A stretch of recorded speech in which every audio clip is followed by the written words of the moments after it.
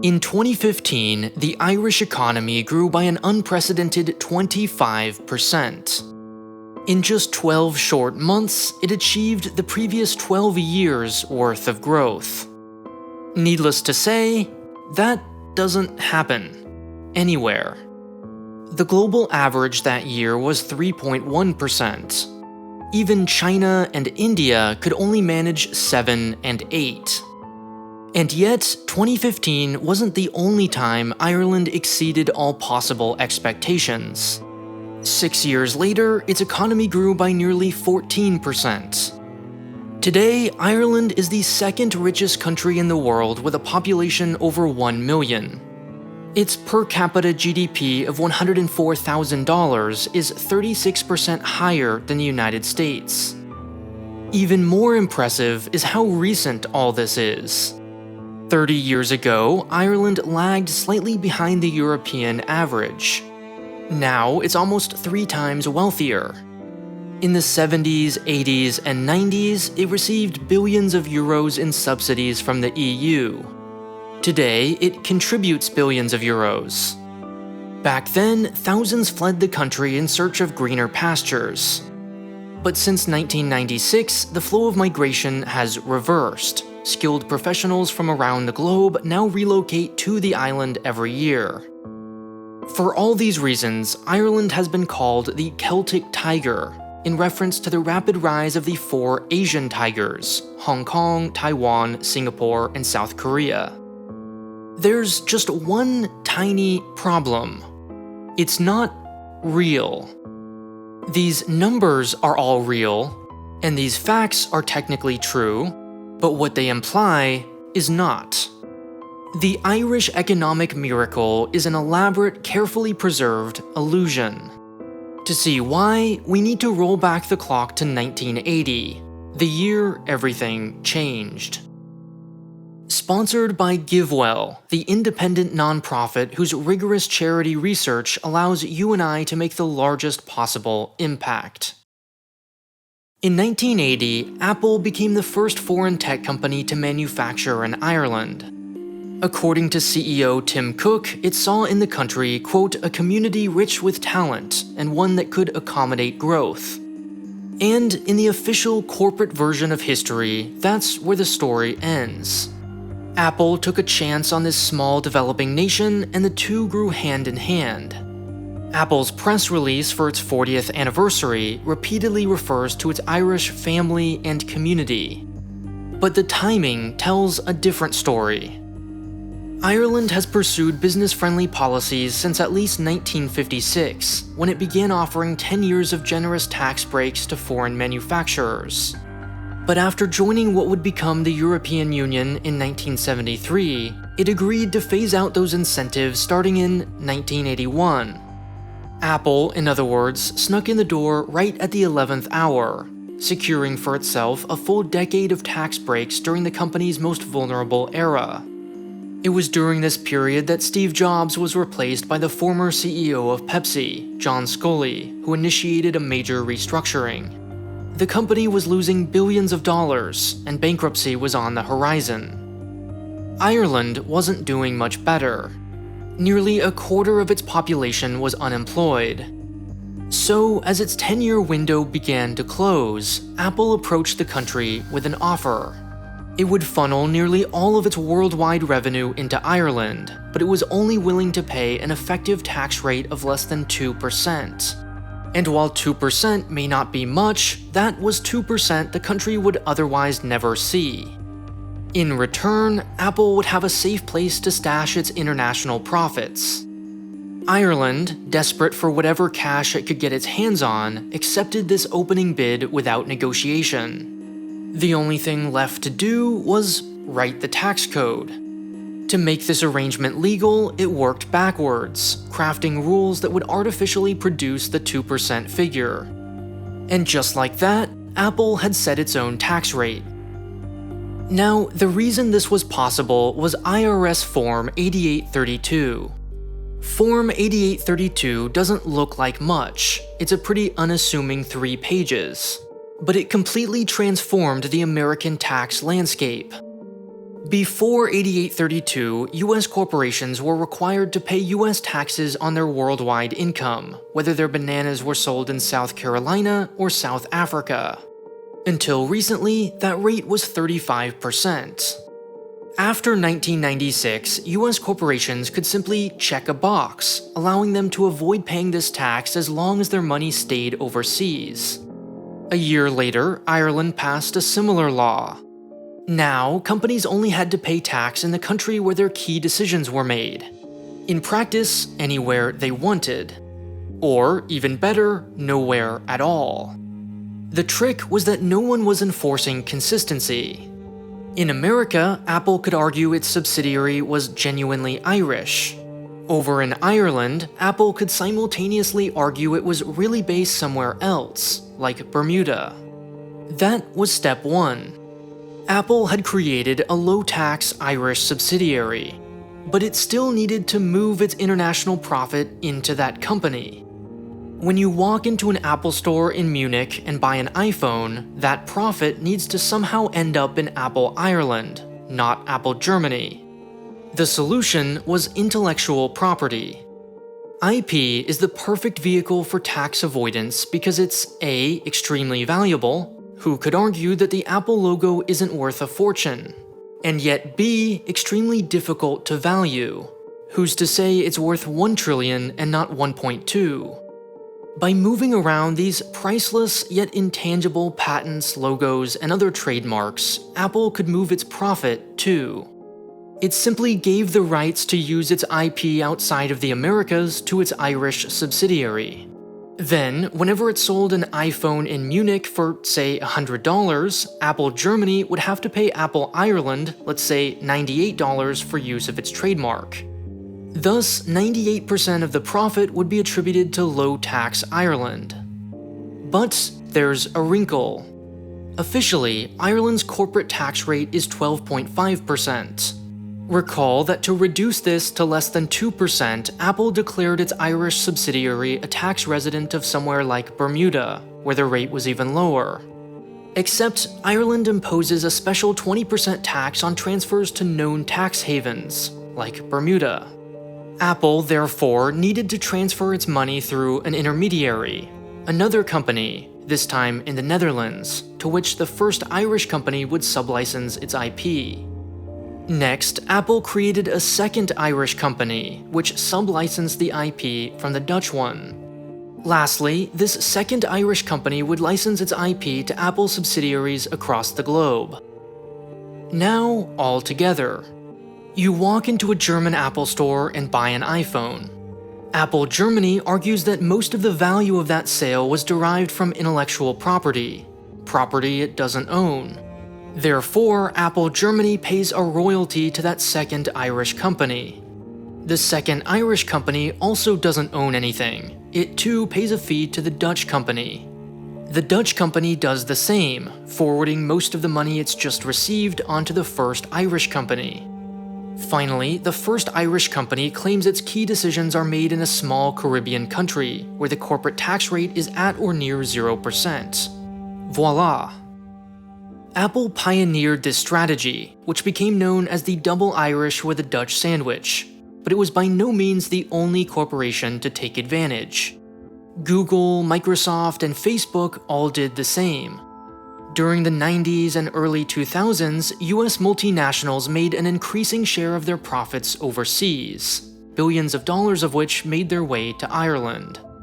And while most people assume some level of tax shenanigans, the astonishing scale of this effort largely flew under the radar for years.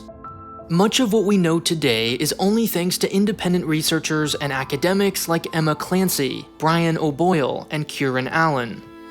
Then, in 2013, as the public began taking notice, the US Senate held high-profile hearings, attended by Tim Cook. With the world's attention focused on Ireland, the country feigned innocence. Apple had simply exploited a loophole, never mind that it had expressly written its tax code to produce these results. The double Irish was no more, it announced. Irish companies would now be taxed in, if you can believe it, Ireland. Apple's first Irish subsidiary could no longer claim to be a tax resident of, say, Bermuda. But not to worry. Generally speaking, tax treaties supersede local laws. Companies, therefore, could simply replace Bermuda with a country that shared a tax treaty with Ireland. For Apple, that country was Jersey, the British Crown dependency with a population of just over 100,000 people. Problem solved. Now, it should be clear by now that Ireland is, in fact, a tax haven. The question is its economic success real? Recall that Ireland is one of the richest countries on the planet, with a per capita GDP of over $100,000, and that its economy grew by 25% in 2015 alone. Critics of its tax regime argue that this is all just a statistical mirage, that the country is little more than a Bermuda, Bahamas, or British Virgin Islands with castles. Consider, for example, what happened in 2015. Irish workers weren't suddenly 25% more productive, nor did Irish companies export 25% more goods. No, what really happened is that when Ireland closed the double Irish loophole, it opened a new one. Starting in 2015, companies could subtract from their tax bill the full cost of any IP they purchased. So what did companies do? They bought a whole lot of IP. From themselves, of course. Companies like Apple transferred an estimated $270 billion worth of trademarks and patents into their Irish subsidiaries. And since on paper, trademarks are no different from oil or refrigerators, Ireland's GDP grew by 25%. This is what skeptics mean when they say its economy isn't real. Even worse, while the benefits aren't real, they argue, there are real costs. The dominance of foreign multinationals in tiny Ireland has contributed to a housing crisis that makes America's look tame by comparison. Between 1991 and 2007, Dublin home prices increased by 429% according to these researchers. Secondly, the Irish economy is incredibly dependent on a very small number of American corporations. Just 10 are responsible for 60% of the country's corporate tax receipts. The top 3 pay about a third of the total. From the recent boom to the busts of the Great Recession and the dot-com bubble, the Irish economy is fully at the mercy of Washington. In 2021, Ireland was pressured into signing an OECD agreement that sets a 15% global minimum corporate tax rate and reallocates profits to the country in which a sale physically occurred. If the past is any indication, Ireland will simply invent a new loophole. Still, the risk remains that it will one day truly be forced to change its ways and lose out on this revenue. And not just revenue. As proponents of Ireland's tax regime are quick to point out, part of the implicit bargain struck nearly 40 years ago between Apple and Ireland was that the former provide high-quality, highly paid employment. The United States, along with much of the world, experienced a baby boom following the end of World War II. 20 years later, these millions of young adults joined the workforce, producing this steady 40-year rise in employment. Ireland's baby boom, on the other hand, was about 30 years delayed and much more compressed. As you can see, it suddenly had millions of young, working-age people in the 1990s. Apple and its peers put thousands of these 20 and 30-year-olds to work. Today, as much as 10% of the Irish workforce is employed by foreign companies, nearly all American and nearly all in tech. Apple's 2020 press release about its Irish community wasn't a total smokescreen. It truly does employ more than just accountants. Even if low taxes brought multinationals in the first place, this argument goes, they've stayed for its genuine operational advantages. Indeed, Ireland is now the only English-speaking country in the EU. It's a mere 6 hours from New York, and its population is highly educated. Sure, Ireland is a tax haven, they might admit, but its economic success is very real. But what both those who argue Ireland's economy is real and those who argue it's fake misunderstand is that real and fake aren't contradictory. In fact, these two sides of its economy are complementary. Take, for instance, what happened in 2013. Shortly after the explosive US Senate hearings, the European Union launched an investigation into Apple's tax practices. And in 2016, it concluded that Ireland had granted it special treatment. And while it is of course entitled to set its own tax laws, as a member of the EU, it also agrees not to grant preferential treatment to any one corporation. The court, in a ruling that has since been overturned and is now in the process of a second appeal, ordered Apple to pay Ireland $14 billion in unpaid taxes. So how did Ireland react to this $14 billion windfall? With outrage. To the confusion of many Irish citizens, their government launched an immediate challenge to this ruling. Now, you might be thinking, of course, better to turn down a small sum of money today to preserve the larger flow tomorrow. But this was no small amount of money. Remember, Ireland is a country of just 5 million people. $14 billion would have paid for the country's entire annual health budget, or 7 years of transportation. Let's not forget that lower corporate tax rates are merely an alternative means of achieving the same goal. The Irish government, like every other government, is in the business of collecting more taxes. So why turn down so much cash? Especially since, in the eyes of Apple, Ireland's hands were clean. It didn't initiate the court case, the EU did. Because Ireland is not just a tax haven. After all, there are safer, cheaper, and more secretive places to stash your profits. It isn't even the lowest tax jurisdiction in Europe. Apple could surely find a more accommodating government in a smaller, less democratic Caribbean island. What Ireland really sells, and what the Caribbean can't offer, is its untarnished reputation. Yes, the ultra-low taxes of the Cayman Islands, but without the connotation of the Cayman Islands. Here's how it works. First, Ireland's real economy, the one in which real people go to work every day and fix pipes, connect servers, and sell computers, creates the illusion of legitimacy. Second, thanks to this illusion, companies concerned about their image, like Apple, choose Ireland as their tax shelter.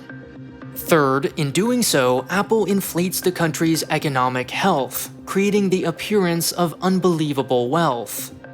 Fourth, and finally, this economic miracle is seized upon by those with an agenda to lower corporate tax rates, who argue, look what's possible when you're just friendly to businesses. Without the real, in other words, the fake wouldn't exist. And without the fake, neither would the real. In that 2013 Senate hearing, Tim Cook proudly proclaimed, quote, Apple does not hold money on a Caribbean island, and, quote, does not have a bank account in the Cayman Islands. That was true, and that's why Apple chooses Ireland. The reason Ireland fought the EU ruling was that something more important than $14 billion was at stake. Something extraordinarily valuable, yet impossible to precisely value, much like the intellectual property Apple moves between its subsidiaries: its reputation. In truth, many of the things we value the most are also the most difficult to measure: happiness, love, creativity, and doing good. We all want to do the most good, but when we give to, say, a charity, how do we ensure that we're making the largest possible impact? Well, in 2007, a few friends had that same question and decided to start GiveWell. They closely scrutinize all the data we have on charities and publish this information on the GiveWell website, allowing you and I to compare some of the over 1.5 million nonprofit organizations in the United States. That way, when we go to donate, we know where our money is going, what it's doing, and who it's helping. These are non-partisan, cost-effective, evidence-backed causes like preventing malaria, solving vitamin deficiencies, and incentivizing childhood vaccines. We shouldn't have to become experts on charitable giving.